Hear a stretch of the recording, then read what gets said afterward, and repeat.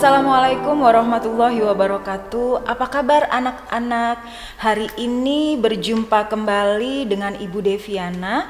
Kita akan belajar bahasa Indonesia untuk siswa kelas 10 jenjang SMK. Seperti video kemarin, kita sudah belajar tentang teks laporan hasil observasi, kita sudah belajar tentang pengertiannya, ciri-ciri teks laporan hasil observasi, apa itu objek penelitian, sampai menggali informasi penting dalam teks laporan hasil observasi. Hari ini kita akan belajar tentang langkah-langkah dalam meringkas teks laporan hasil observasi, bagaimana membuat interpretasi teks laporan hasil observasi. Kita akan menganalisis struktur isi dan kaidah kebahasaan serta penyusunan teks laporan hasil observasi. Sudah siap? Sebaiknya kalian menyiapkan catatan dan beberapa buku untuk menunjang pembelajaran kita hari ini. Tetap semangat ya. Baiklah anak-anak yang saya sayangi, sebelum kita mulai pembelajaran hari ini, sebaiknya kita menyaksikan video yang berikut ini. Selamat menyaksikan.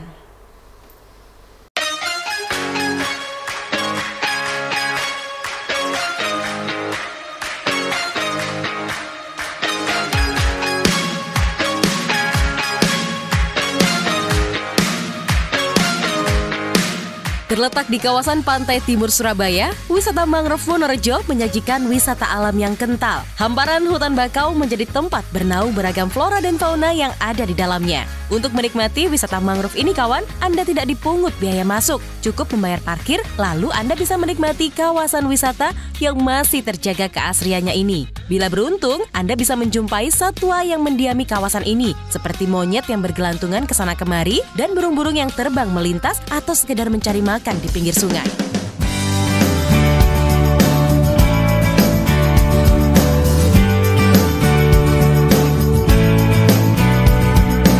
Pagi hari merupakan waktu yang tepat untuk datang ke sini. Selain panas matahari belum terlalu menyengat, Anda juga bisa berolahraga di jogging track sepanjang 800 meter. Sarana jogging track ini dibangun untuk kenyamanan pengunjung saat menikmati hutan bakau ini. Anda bisa berolahraga sekaligus mengabadikan keindahan kawasan wisata mangrove melalui kamera.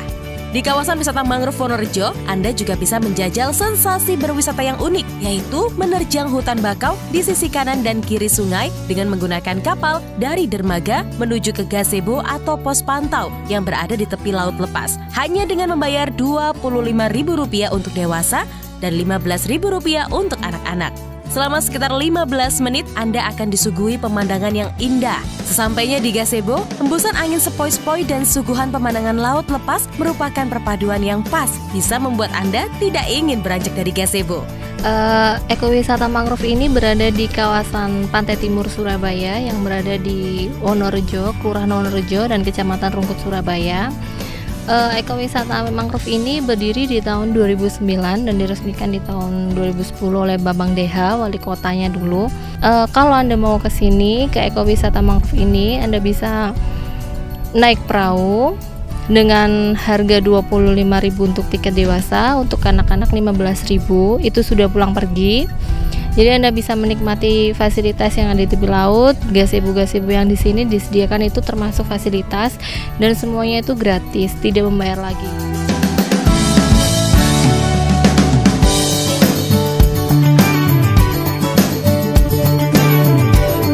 Wisata mangrove ini kalau untuk suasana kota di Surabaya menurut saya sangat menyenangkan mas.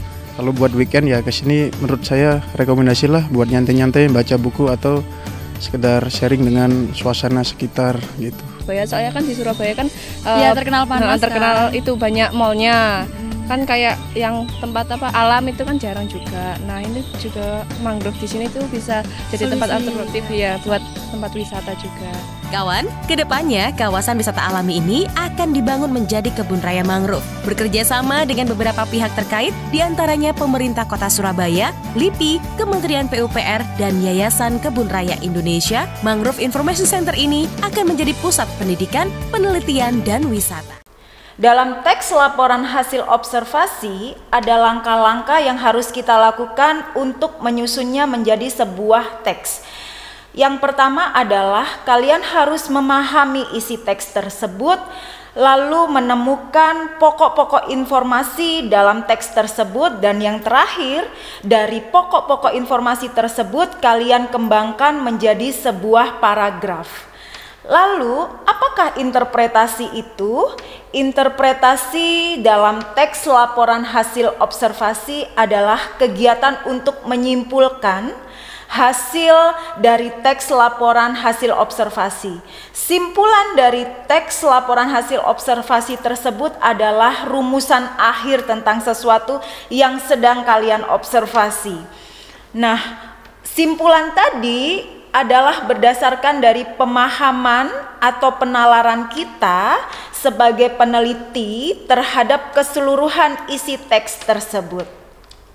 Selanjutnya kita akan belajar tentang struktur dalam teks laporan hasil observasi.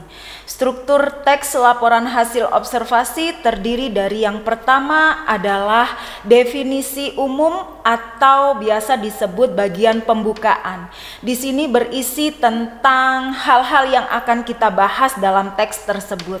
Lalu yang kedua adalah definisi bagian yang berisi tentang ide pokok dari setiap paragraf dalam teks tersebut. Lalu yang ketiga adalah definisi manfaat atau perilaku. Definisi manfaat adalah untuk pelaporan hasil observasi khususnya benda mati, dan definisi perilaku khusus untuk observasi makhluk hidup. Dan yang terakhir adalah bagian penutup atau simpulan. Bagian ini adalah bagian rincian akhir teks laporan hasil observasi, bisa berupa simpulan tanggapan atau interpretasi penulis tentang objek yang dibahas. Dalam bagian penutup ini bersifat opsional, boleh ada, boleh juga tidak dilampirkan dalam teks laporan hasil observasi. Baiklah anak-anak, selanjutnya kita akan belajar tentang kaidah kebahasaan dalam teks laporan hasil observasi.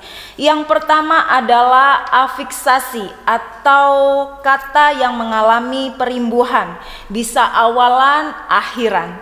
Lalu yang kedua adalah kalimat definisi dan kalimat deskripsi. Kalimat definisi adalah kalimat yang menjelaskan tentang pengertian sesuatu barang atau sebuah makhluk hidup. Lalu kalimat deskripsi adalah kalimat penunjang yang menggambarkan tentang pengertian dari kalimat definisi. Kaidah kebahasaan dalam teks laporan hasil observasi yang ketiga adalah kalimat simpleks dan kalimat kompleks. Langkah selanjutnya kita sudah masuk dalam penyusunan teks laporan hasil observasi. Langkah yang pertama harus kalian lakukan adalah kalian harus menentukan dulu gagasan pokok dan gagasan penjelas dalam teks tersebut. Dan jangan lupa tetap memperhatikan isi dan kaidah kebahasaan. Setelah menentukan gagasan pokok dan gagasan penjelas dalam teks laporan hasil observasi, maka langkah selanjutnya adalah kalian mengembangkan dari gagasan pokok dan gagasan penjelas tersebut melalui sebuah rangkaian paragraf. Satu gagasan pokok bisa dikembangkan menjadi satu paragraf. Dan semua kalimat penjelas dan gagasan pokok, gagasan penjelas bisa dikaitkan satu paragraf dengan paragraf yang lain. Baiklah anak-anak, hari ini pembelajaran tentang teks laporan hasil observasi sudah Ibu tuntaskan. Sementara setelah ini Ibu akan memberikan tugas buat kalian semuanya, dan tugas tersebut akan Ibu informasikan melalui EduLearning SMK Ketintang. Jangan lupa tetap semangat, tetap rajin belajar, Meskipun sampai saat ini kita masih belum bisa bertatap muka secara langsung di sekolah. Jangan lupa ya, tetap memakai masker ketika keluar rumah. Tetap sehat, Ibu Deviana pamit. Assalamualaikum warahmatullahi wabarakatuh.